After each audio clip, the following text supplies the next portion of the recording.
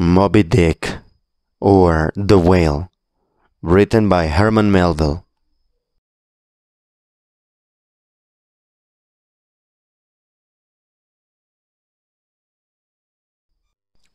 Written in 1851.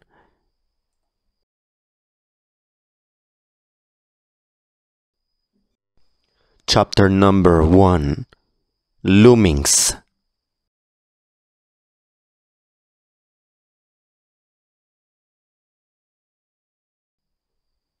Call me Ishmael. Some years ago, never mind how long precisely, having little or no money in my purse, and nothing particular to interest me on shore, I thought I would sail about a little and see the watery part of the world. It is a way I have of driving off the spleen and regulating the circulation. Whenever I find myself growing grim about the mouth, whenever it is a damn drizzly November in my soul, whenever I find myself involuntarily pausing before coffin warehouses and bringing up the rear of every funeral I meet, and especially whenever my hypos gets such an upper hand of me that it requires a strong moral principle to prevent me from deliberately stepping into the street and methodically knocking people's hats off, then I account it high time to get to sea as soon as I can. This is my substitute for pistol and ball. With a philosophical flourish, Cato throws himself upon his sword. I quietly take to the ship. There is nothing surprising in this.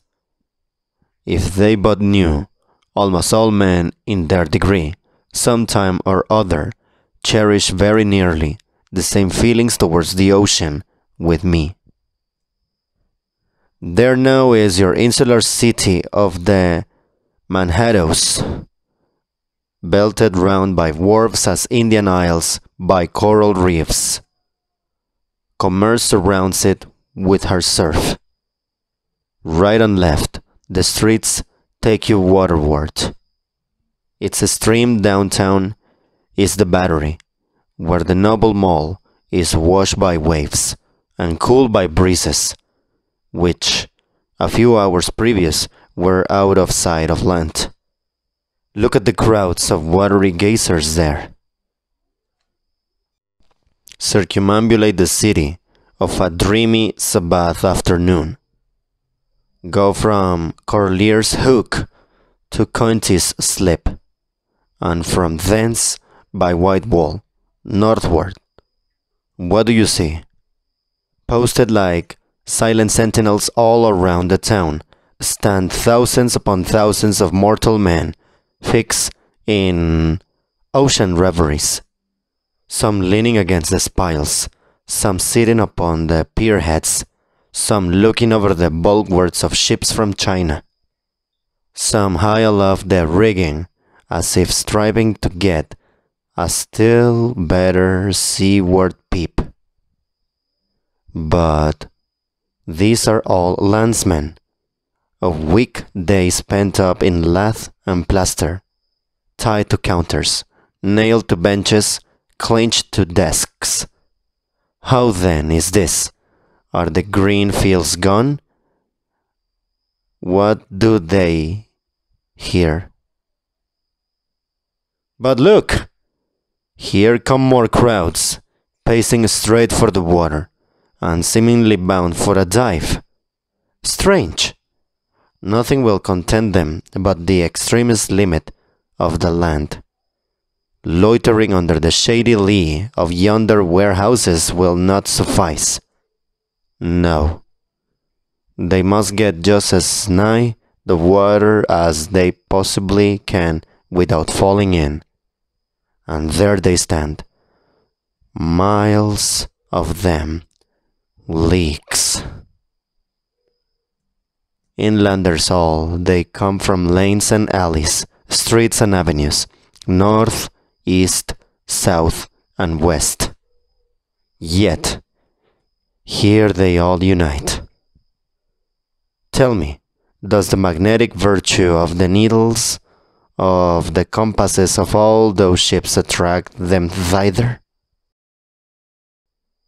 Once more, say you are in the country, in some highland of lakes. Take almost any path you please, and 10 to 1 it carries you down in a dale, and leaves you there by a pool in the stream. There is magic in it. Let the most absent-minded of men be plunged in his deepest reveries. Stand that man on his legs, set his feet a-going, and he will infallibly lead you to water. If water there be in all that region, should you ever be athirst in the great American desert, try this experiment if your caravan happen to be supplied with a metaphysical professor. Yes, as everyone knows, meditation and water are wedded forever. But here is an artist. He desires to paint you the dreamiest, shadiest, quietest, most enchanting bit of romantic landscape in all the valley of the Saco. What is the chief element he employs? There stand his trees, each with a hollow trunk, as if a hermit and a crucifix were within. And here sleeps his meadow, and there sleeps his kettle, and up from yonder cottage goes a sleepy smoke. Deep into distant woodlands winds a mazy way, reaching to overlapping spurs of mountains bathed in the hillside blue. But the picture lies thus tranced, and though this pine tree shakes down its eyes like leaves upon his shepherd's head, yet all were vain, unless the shepherd's eyes were fixed upon the magic stream before him. Go visit the prairies in June, when for scores on scores of miles you wade knee-deep among tiger lilies. What is the one charm wanting? Water. There is not a drop of water there. Were Niagara but a cataract of sand, would you travel your 1,000 miles to see it? Why did the poor poet of Tennessee, upon suddenly receiving 2 handfuls of silver, deliberate whether to buy him a coat, which he sadly needed, or invest his money in a pedestrian trip to Rockaway Beach? Why is almost every robust, healthy boy with a robust, healthy soul in him at some time or other crazy to go to sea? Why? Why, upon your first voyage as a passenger, did you yourself feel such a mystical vibration when first told that you and your ship were now out of sight of land? Why did the old Persians hold the sea holy? Why did the Greeks give it a separate deity, an own brother of Jove? Surely all this is not without meaning. And still deeper the meaning of that story of Narcissus, who, because he could not grasp the tormenting, mild image he saw in the fountain, plunged into it and was drowned. But the same image we ourselves see in all rivers and oceans. It is the image of the ungraspable phantom of life. And this is the key to it all. Now, when I say that I am in the habit of going to sea whenever I begin to grow hazy about the eyes and begin to be over-conscious of my lungs, I do not mean to have it inferred that I ever go to sea as a passenger. For to go as a passenger, you must needs have a purse. And a purse is but a rack, unless you have something in it. Besides, passengers get seasick. They grow quarrelsome. They don't sleep of nights. They don't enjoy themselves much as a general thing. No, I never go as a passenger, nor, though I am something of a salt, do I ever go to sea as a commodore or a captain or a cook. I abandon the glory and the extinction of such offices to those who like them. For my part, I abominate all honorable, respectable toils, trials, and tribulations of every kind whatsoever. It is quite as much as I can do to take care of myself, without taking care of ships, barks, bricks, schooners, and what not. And as for going as cook, though I confess there is considerable glory in that, a cook being a sort of officer on shipboard, yet somehow I never fancied broiling fowls, though once broiled, judiciously buttered, and judgmatically salted and peppered, there is no one who will speak more respectfully, not to say reverentially, of a broiled fowl than I will. It is out of the idolatrous doubtings of the old Egyptians upon broiled ibis and roasted river horse that you see the mummies of those creatures in their huge bakehouses, the pyramids. No, when I go to sea, I go as a simple sailor, right before the mast, plumb down into the forecastle, aloof there to the royal masthead. True, they rather order me about some, and make me jump from spar to spar, like a grasshopper in a May meadow. And at first, this sort of thing is unpleasant enough. It touches one's sense of honor, particularly if you come of an old established family in the land. The Van Rensselaers, the Randolphs, or the Hardy Canutes. And more than all, if just previous to putting your hand into the tar pot, you have been lording it as a country schoolmaster, making the tallest boy stand in awe of you. The transition is a keen one, I assure you, from a schoolmaster to a sailor, and requires a strong decoction of Seneca and the Stoics to enable you to grin and bear it.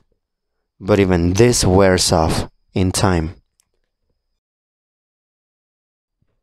What of it if some old hunks of a sea captain orders me to get a broom and sweep down the decks? What does that indignity amount to? Weight, I mean, in the scales of the New Testament. Do you think the Archangel Gabriel thinks anything the less of me because I promptly and respectfully obey that old hunks in that particular instance? Who ain't a slave? Tell me that. Well then, however the old sea captains may order me about, however they may thumb and punch me about, I have the satisfaction of knowing that it is all right, that everybody else is one way or other surfing much the same way, either in a physical or metaphysical point of view, that is, and so the universal thumb is passed round, and all hands should rub each other's shoulder blades and be content. Again, I always go to sea as a sailor, because they make a point of paying me for my trouble, whereas they never pay passengers a single penny that I ever heard of. On the contrary, passengers themselves must pay, and there is all the difference in the world between paying and being paid. The act of paying is perhaps the most uncomfortable infliction that the two orchard thieves entail upon us. But being paid, what will compare with it? The urbane activity with which a man receives money is really marvelous, considering that we so earnestly believe money to be the root of all earthly ills, and that on no account can a moneyed man enter heaven. How cheerfully we consign ourselves to perdition. Finally, I always go to sea as a sailor, because of the wholesome exercise and pure air of the forecastle deck. For, as in this world, head winds are far more prevalent than winds from astern, that is, if you never violate the Pythagorean maxim. So for the most part, the Commodore on the quarter deck gets his atmosphere at second hand from the sailors on the forecastle.